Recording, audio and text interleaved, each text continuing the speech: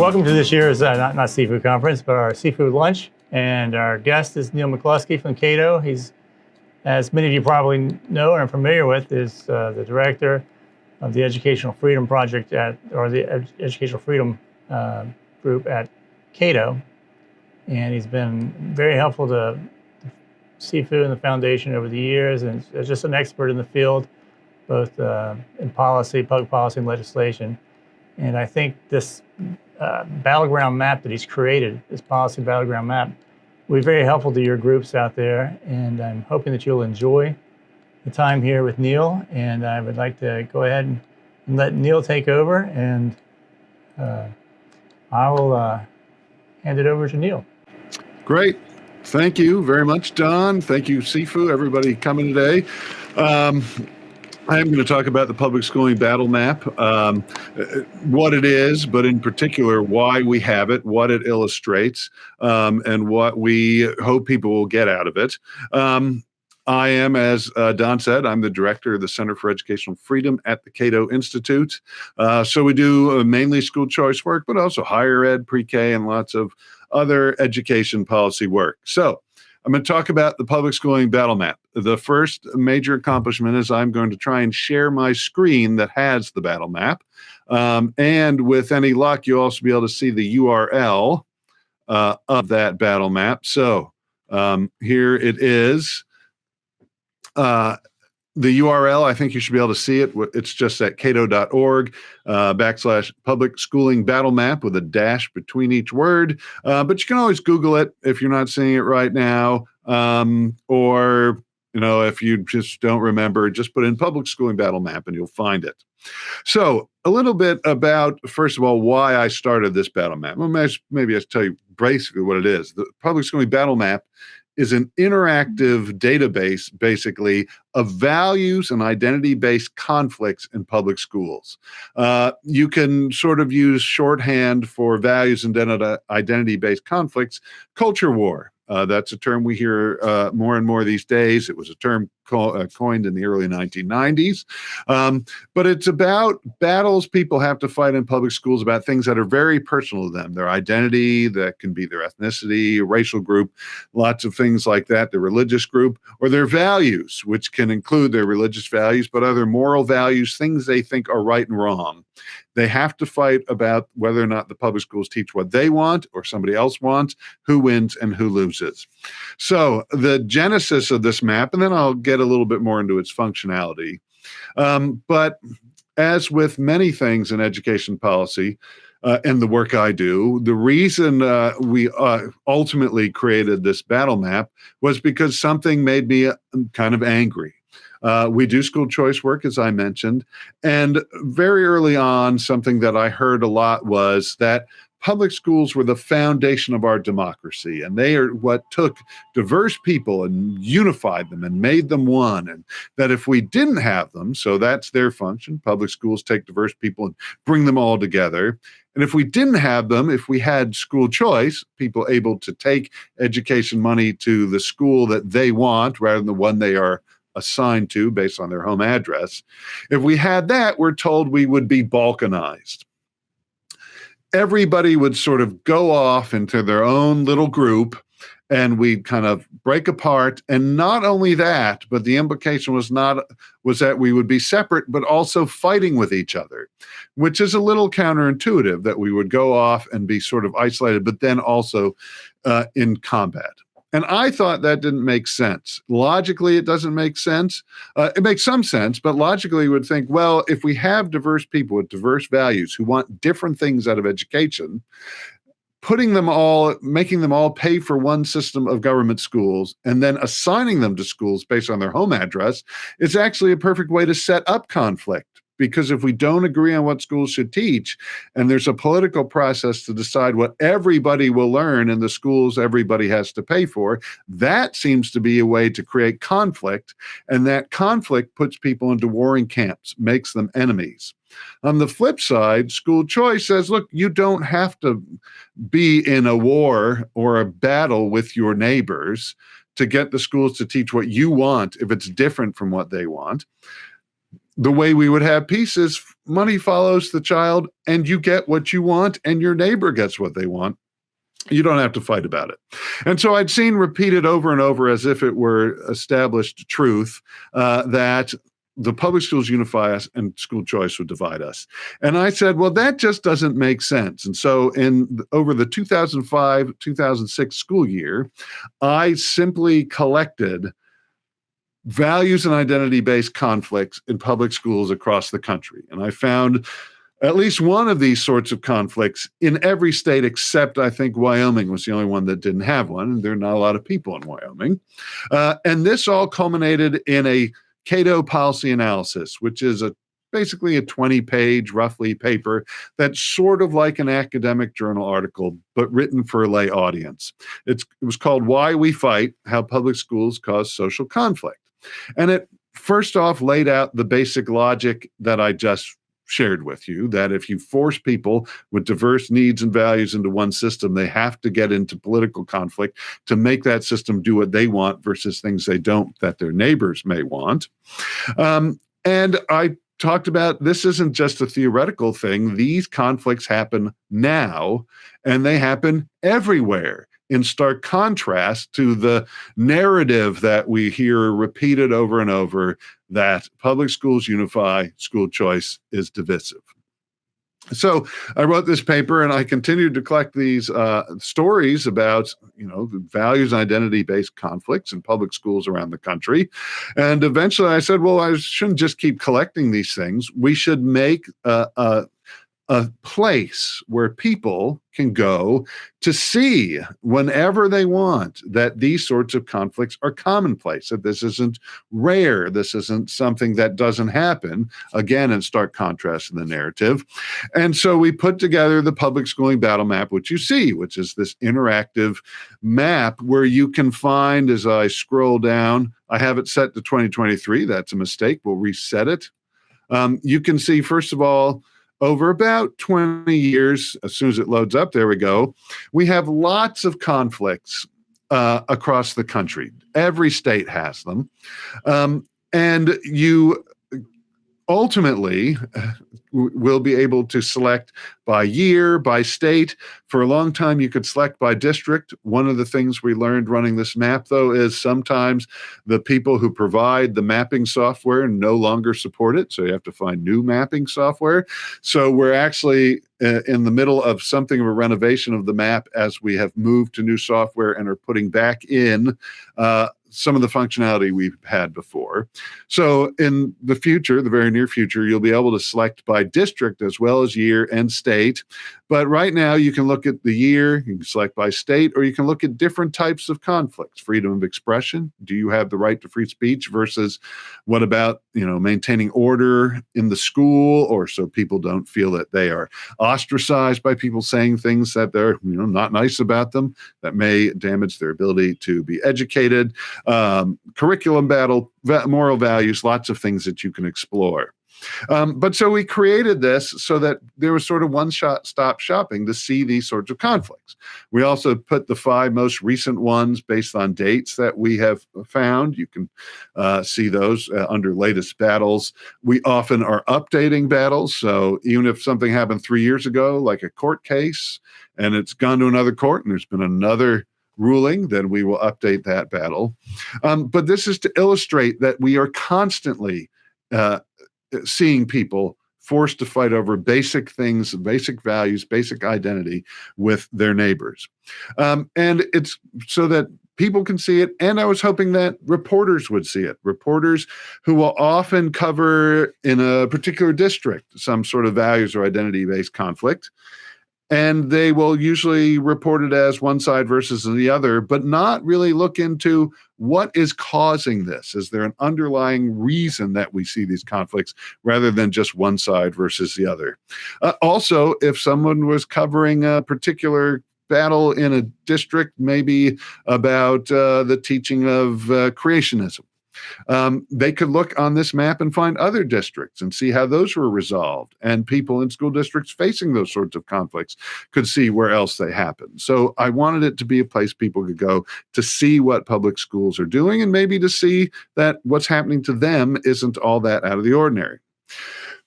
Which takes us to the present day. Originally, the battle map wasn't designed to see the ebb and flow of conflicts, but we are in a period of particularly intense culture war in education right now. And you can see that in the map. So the map we started to kind of continually update around 2012. We had basically a system where I would send stories I would see to a research associate, would put them into our database that is behind all this, and we would now do it on a daily basis so that this was constantly updated. And what we've seen is a huge spike in battles in the last few years. So between 2012 and about 2020, we'd see about, or 2019, sorry, we'd see about 200 conflicts a year. Note that some of these are school districts, some of them are state level. But in 2021, we saw a huge increase in battles. So we usually see about 200 a year. And I'll show you. So, this is what 2019 looked like. If you zoom in, you can find a lot of the buttons or dots that you don't otherwise see, because in larger school districts, many of them overlap. So 2019 doesn't look like a whole lot. And actually, again, around 200. In 2020, we see a big drop, actually. Why? Not because people are no longer fighting about education, but because much of the year was about COVID-19 and a battle of just, will we allow people to return to school? And then if we do, under what circumstances? Do they have to be vaccinated? Do they have to wear a mask? Will it be mask optional? So the kinds of values and identity-based conflicts that we track, we didn't see as much because there was an even more basic battle across the country of simple access to schools. But then we go to 2021 and we see a big increase. In 2021, we saw about 416 battles. That's what's on here. If you go to 2022, we get another increase. Now we see 435. So basically, we've doubled the amount that we've seen. Now, importantly, we changed about a year ago how we collect our data, how we collect these battles. Previously, I was using a news aggregator, as well as some Google searches. Our news aggregator went out of business, so we created a whole bunch of additional Google searches, and my suspicion is we are catching more now than we used to catch with the news aggregator. But these are still very significant increases beyond the news aggregator after 2020. So we're also confident we are seeing a big increase in public schooling battles, value and identity-based battles, which you're familiar with probably, about critical race theory, about quote-unquote gender ideology, the big issues that we're seeing right now. And in 2023, we are already at 254 battles. That puts us about on pace for 500, which would be a new record for us. So, and then again, you can search these in many different ways. I'll just pick one here. If you pick one, you'll see that you can get the school district, the type of conflict, the state it's in, and we summarize each battle, trying to illustrate that reasonable people are on both sides. And we typically try and illustrate it with a quote from somebody. So not our saying what happened, but letting someone else say what happened. But we're not always able to get those quotes. It depends what we can find in news coverage, but that's typically what we do. So now the question is, well, why are we seeing these big increases? And I'm going to take myself off of the sharing for now, just because you've probably seen enough of that screen and, for some reason you should see me now. But I want to just talk about what we have found are the reasons for these battles increasing, understanding that the system itself forces conflict, and we'll talk about how it always has. But there's some long-term and short-term things you should be familiar with. The long-term reason we're seeing these battles is there just been changes in society. And when society changes, one of the first places we see battles are in the schools, especially because the schools exist to try to shape the next generation. So just some data. Between the year 2000 and 2020, the U.S. population went from being about 71% non-Hispanic white to about 58%. Not a commentary on whether that's good or bad, But that change leads to disruption. It leads to a change in society that can be difficult for people sometimes to process, to know what it means, to cope or to understand, how that will change how we teach history, what we teach in history, what we teach in other subjects. And so that's kind of a disruption that will lead to change, and change leads to new discussions and debates we didn't previously have. There is also is support for gay marriage increased from 27% of Americans supporting in 1996 to 77% approving in 2021. Again, it's not whether that's good or bad. That is, though, a big change, a big societal change. And those sorts of big societal changes and transitions lead to conflict, especially in the schools where we talk about how do we teach about things like gender issues, marriage issues. And so when we have that kind of sudden, significant change, we should expect that there'll be more conflict. And then the share of people belonging to a church, synagogue, or mosque dropped from 70% in 1999 to 47% in 2020. Again, good or bad is not the question. What the point is that that's a big change that's going to lead toward people being insecure about how things are changing, lots of change, and that means more debating and more discussion and more conflict about what we teach in schools. And then we have the short-term things. So those have been things that have been changing society broadly, but we had some short-term things that put us in this moment that we're having of mass conflict. The first is that we've had lots of debates about the role of police and over-policing and police misconduct, especially as regards African Americans. That reached its apogee, I think, under the George Floyd murder. And it was when George Floyd incident sort of went viral, we saw lots of people in schools, including principals and superintendents, sending out messages that the school district or the school will now focus on systemic racism or diversity, equity, inclusion, and trying to ameliorate the ills that they think lead to these sorts of incidents. That's a major political question, and it really was crystallized with George Floyd. A little before George Floyd, we had the publication of the 1619 Project, which famously said that it was going to tell us that the real start of what becomes the United States is in 1619, when the first enslaved Africans arrive on the coast of what would become the United States. And that would fundamentally change how people viewed the country. Is it about liberty, or is it really about exploitation and enslavement? And that also led to a big debate about, well, what is our history? How do we teach our history? And that was a major change. COVID-19 is the next immediate thing. In part, COVID-19 itself had some ideological components.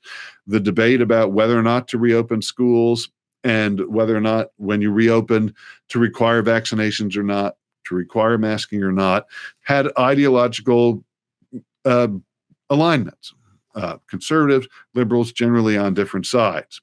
But it also led to people being very broadly upset with public schooling because they couldn't access schools, and coming to realize that no matter who you are, you can't get one size to fit all. So you could have gone to the most expensive district that you think was the best district in the world, but if it wouldn't open to your children when you wanted it to, it didn't matter what you were paying. You now realize one size can't fit all. And so a lot of people are very angry about COVID-19, and that sort of fed into lots of other debates becoming, I think, more vitriolic because people were already so angry. And then the last thing that really put us where we are now was in 2021, a Fairfax County, Virginia school district meeting where somebody showed parts of the graphic novel Genderqueer, which is about a person's sort of evolution and growth as they grappled with their gender identity. And what made it particularly powerful and different from a lot of book discussions and debates we've had in the past is it is a graphic novel. So in the past, when we said a novel was graphic, we meant graphic details portrayed in words. For a graphic novel, it's graphic details portrayed in pictures.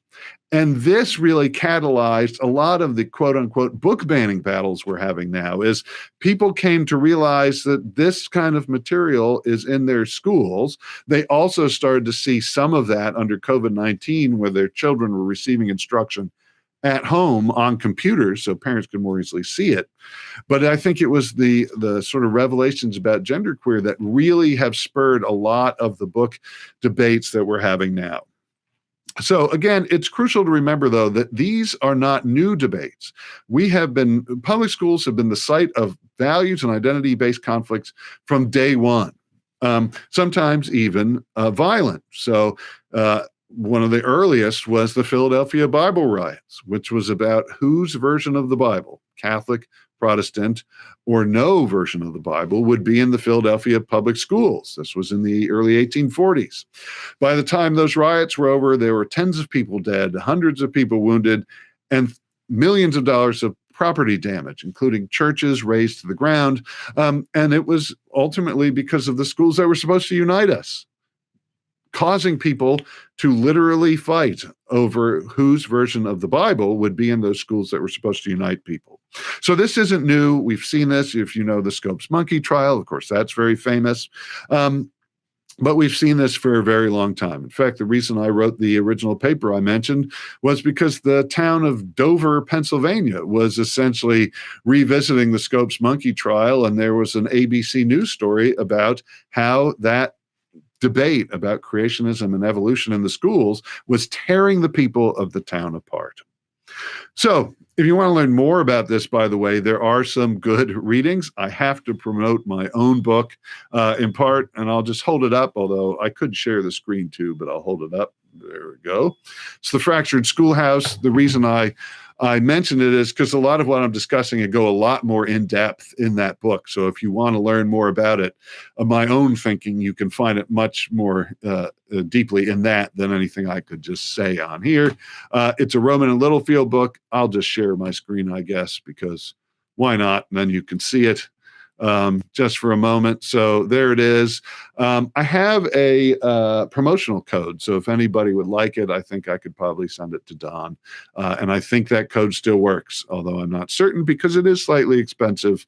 And if you can get a discount, why not? So that is one of the books I would suggest reading, although that is a little dealing. The other one that is really actually probably more important to read if you want to learn about how public schools have caused social conflict is a book called Myth of the Common School by Boston University professor Charles Glenn. I will share that now just so you can take a look at it. Unfortunately, I think that it is largely out of print. You can see here it's pretty expensive. You can definitely get it secondhand less expensively than that. But it really talks about from the very beginning of common schools and Horace Mann, how diverse people felt that they had to enter into political conflict because the schools simply could not accommodate them all equally and share what they all thought was important.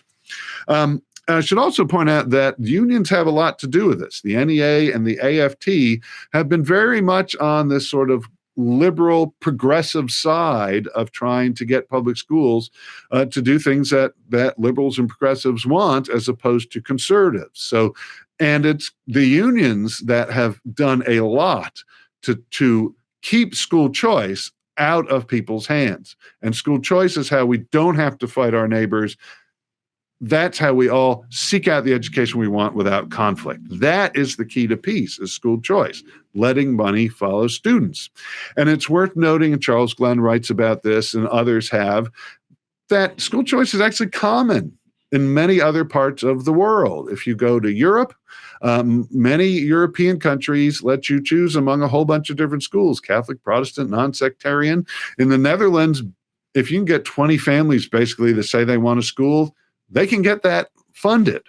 And they did that, most of those countries, and I should also mention many Canadian provinces do the same thing. They did that to diffuse religious conflict, which was the main sort of culture war in education for a long time in public schooling. They did it because they wanted peace. And they largely succeeded because they said, choose a school that's consistent with your worldview. Allowing people to go their own way was also actually common in American history. Both in schools, often a school district where there were diverse people would separate times when people could access schools so those schools could be consistent, or that education could be consistent with the needs of the different communities. But often people would move, especially when there was a frontier. When people weren't happy or didn't sort of fit in with the community they were in, they'd go somewhere else. And then freedom not only helps us to not have these wars where we have to view each other as enemies, but it enables the building of bridges. In other words, overcoming differences among people. And that's largely because we are not, made into enemies, but also because voluntary coming together is the key to overcoming differences. There's something called contact theory that says, look, if we want to overcome stereotypes and differences, yes, we need people to come together, but it needs to have two provisos in particular, that coming together be of equal status. One group is not viewed as lesser than the other. So if you think about, for instance, school busing, where we tried to create integration, it was often seen as one group was superior and had to be in schools with the inferior group, and they were being forced together. Busing is now extremely unpopular. It's been very unpopular for a long time because people inherently don't like that. We went to magnet schools, though, because the idea was give something people that they want. That's equal status contact of everybody can equally choose. And then pursuit of common goals is even more important. If you're both together to accomplish something that benefits both groups, and the only way to accomplish it is together, that's team building. And that's the ultimate way to go build these bridges. And we see it in American society and elsewhere through basically commerce. In the history of immigration, different groups have come together. At first, they're separated, but they start to come together. One, because being part of the common culture makes your life more comfortable, but also everybody had advantages from working together. Now, importantly, choice won't end disagreements. Private schools have conflicts about how you handle gender issues, how you handle the teaching of race, but it lowers the stakes and lowers the temperatures, because if you're not happy with what your private school teaches, you can leave. But you've also typically been able to choose a school that generally shares your values. And that's what's important, is school choice versus public schools. No longer do we have to be enemy combatants, but we can be people who are free and choose to come together. And so with that, I'm happy to take any questions with the time we have left. I know I went on for kind of a long time, so I'll hand it over to Don, and then we'll see what happens next. But I was kind of wondering if there was, to me, this is a tool, I think, to separate the differences, because it seems to me that the teacher unions in particularly really like to get involved in the social issues, and just they get away from education. And I think your map was like 3,500 plus incidents kind of helps illustrate how really how much conflict there is out there now than probably more than there used to be just 10 years ago.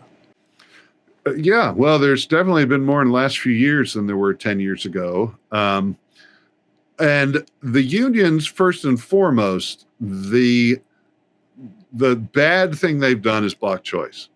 And so even if they didn't take a side in culture wars would happen. People are diverse and they disagree on things, but they've said, no, nobody can choose something else unless you want to pay twice for education. And the most stark illustration of the problem with that was under COVID. And set aside cultural issues, there were some people who felt safe sending their kids to a school. Maybe that school was social distance, maybe it had masking, it depended where we were in the pandemic, but they would have felt safe sending their kids to school. There would have been teachers who felt safe, but they were often in a school district or in a state where they said, nope, nobody gets to have a choice. If you want to go send your child to those private schools that tend to be open in person while the public schools aren't, you're going to have to pay twice. And the union was all in favor of saying, yeah, you want choice, you pay for it yourself. And so they blocked that, and many people really felt trapped under COVID that they couldn't even access the basics, which was an in-person education experience with their child, and they felt their children were suffering academically. And you couldn't have a system where people who had different levels of trade-off between health, safety, and educational academic outcomes could find different sorts of ways of delivering education that was consistent with what they were concerned about. And the unions are the biggest obstacle to school choice, and they're the most politically powerful obstacle to school choice. The second part is the AFT and the NEA do tend to take very progressive positions on things. If you, as people here probably know better than I do, if you see the sorts of resolutions they vote on in their annual conferences, they're often very heavily in social issues that have very little to do with education, other than someone will say, well, kids will eventually have something to do with whatever it is we are having this resolution about. And so the first problem is they block choice, but they also tend to take a side in social issues and then think that their side is right and it should be imposed on everybody. And that is a big problem. And if there's anything else you'd like to say in closing. People can look at the video anytime they want. I totally understand, not being on here right now. They're welcome to email me if you go to CATO's website, which is just CATO.org. You can find me under Scholars, and my email address is right there. So anybody who wants can email me. You can certainly search on Google and go right to that page and email me. And I think on the bottom of the Public Schooling Battle Map, there is a link to email me, both if you see value or identity-based conflicts, or if you just have questions. And I should also say there are links there so you can download the Google spreadsheet that contains all of our data. So you can't just go on there and change it, because then we'd have a big problem. So anybody who ever wants to talk about it can contact me. And if you have any battles, certainly feel free to send them to me. Right. I'm sure there's probably a lot of board members or school board members and others, administrators, that also would be interested in this. So I'm assuming they can also reach out to you as well. Anybody who wants to. That email address, for good or ill, is open to the public. So if I get spammed, I suppose I can change it, but happy to hear from anybody to discuss this. All right. Neal, thank you so much for being here. Your expertise is always welcome, and it's just I always enjoy I always learn more when I'm with you. And I hope you have a great Independence Day and next week, and have a good time with your family. Great. Well, thanks for having me, and you too. All right. Thank you. And thank you for those that tuned in. And we plan to do more of these in the future. And if you have an idea of what we should do for a quick little lunch bite like this, let me know, and we'll try to put those on for you. And thank you again, Neal. Thanks. You're welcome.